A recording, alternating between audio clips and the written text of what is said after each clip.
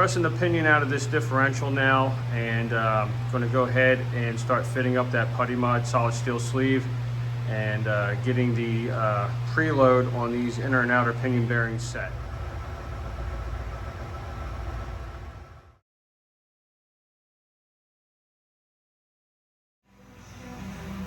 Alright, we're all done in the lathe, and we're going to go and check this fitment now and see what we have. We're using a sacrificial nut and washer for our mock-up until we get our proper pinion load that we're looking for, and then once that's taken care of, we're going to go ahead and put a new nut and washer in and do our final torquing.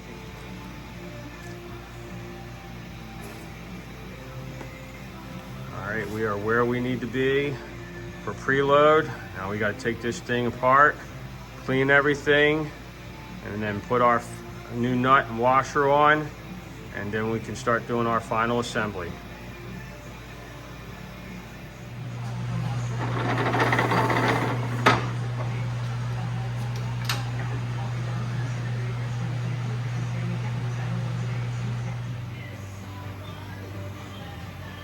Okay, here we are, ready to do final assembly on this differential.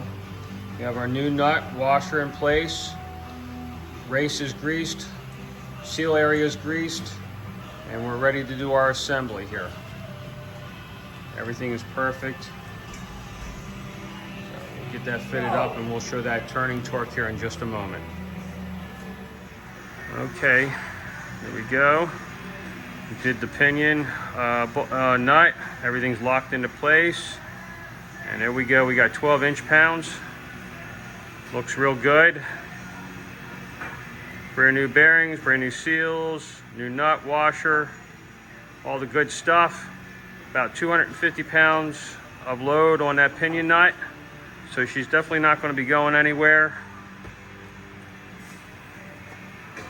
All right, let's get that carrier in, set up that ring gear, get the backlash correct, and carry on to the restored differential cover next. Okay, got a carrier in, caps on, doing the final torque setting on these bearing cap bolts.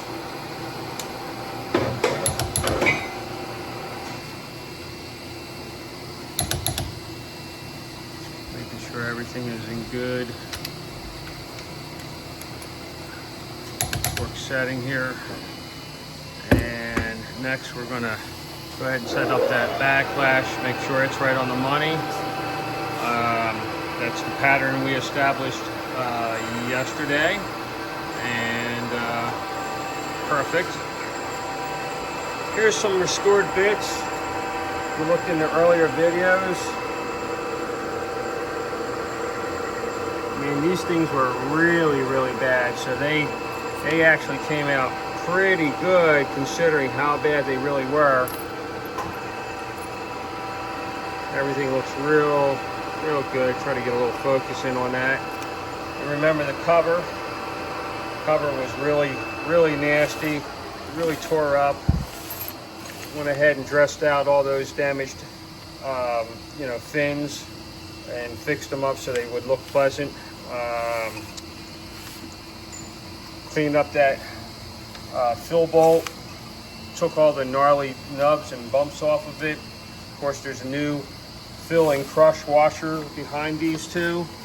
You got your new seals for your axle flanges, fresh tube of Honda bod ready to go.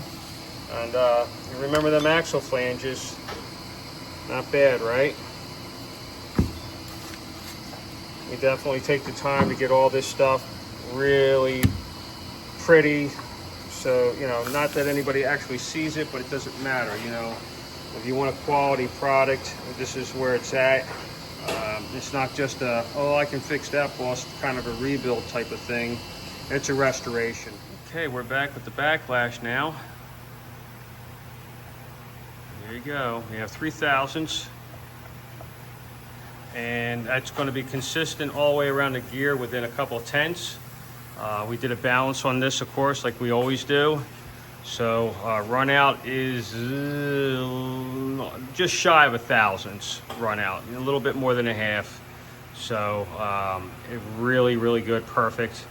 And of course the backlash is super consistent all the way around that gear because of that balancing. And everything looks good. We're getting ready to button it up now, get that Honda Bond on this flange. And remember, you only want to use a skim coat of that Honda Bond. You don't want to glob it on. It's not necessary.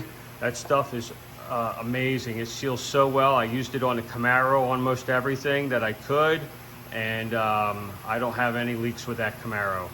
And so if it works on a 68 Camaro, imagine what it's going to do on flanges that have been, you know, computerized machinery that makes all these parts now.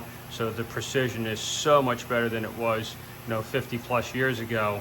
And so that Honda Bond is an amazing product if it works on a 50-year-old flange and keeps it sealed. All right, let's get this thing sealed up, and we'll have a final look at it in here in just a few minutes, and we'll move on to the next one.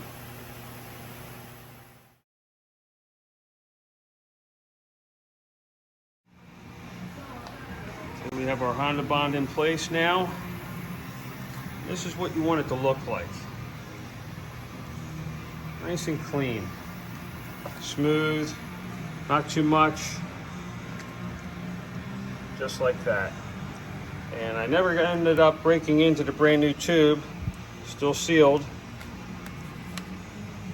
You can see I can get every bit out of that Honda Bond. I kind of pride myself on, you know, making this thing cry a little bit. Sometimes I'll put it over in the arbor press. It's kind of fun to do that, just to see if I can squeeze just a little bit more. Anyway, let's get this cover on, seal this puppy up. We're gonna finish driving these axle seals in. That's done. Let's see, yep, we're good here.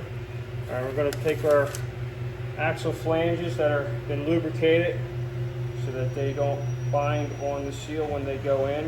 You want to be extra special careful putting them in so you do not disturb that seal. There's a spring in there that keeps the tension on that shaft, and if you dislodge that spring, it will not seal. So after you get it in the car and you have your oil in it and everything like that, and then you find out you got a leak, and it's really disappointing. So be very careful about putting them axles in. All right, she's in, done, and check this out.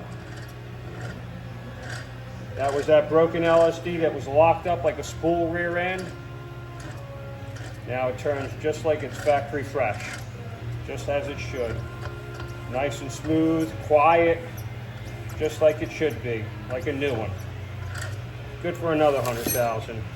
All right, we're gonna put a minor, light load on this fill bolt just to keep it in place a little bit, not to disturb that crush washer that's new underneath there. All right, we're gonna actually put the load on the drain because there's really no need to take that off when you receive that differential. All you have to do is fill it with the proper amount of gear oil, which is just shy of a quart, and then go on down the road and break her in. But there she is, all finished, looking good. And from chicken salad, chicken crap to chicken salad, right? Is that how it goes? This one really should have been destined for the scrap pile. Broken case, gears all tore up, bearing shot, LSD shot, the outer cover looking like total ugh. And now you look at it now and you say to yourself, wow, that looks great. Definitely worth putting back in the car. And they don't make them anymore, and they're worth saving. So if you have a blown differential and you would like to get that repaired, I would be really happy to do that for you. All right.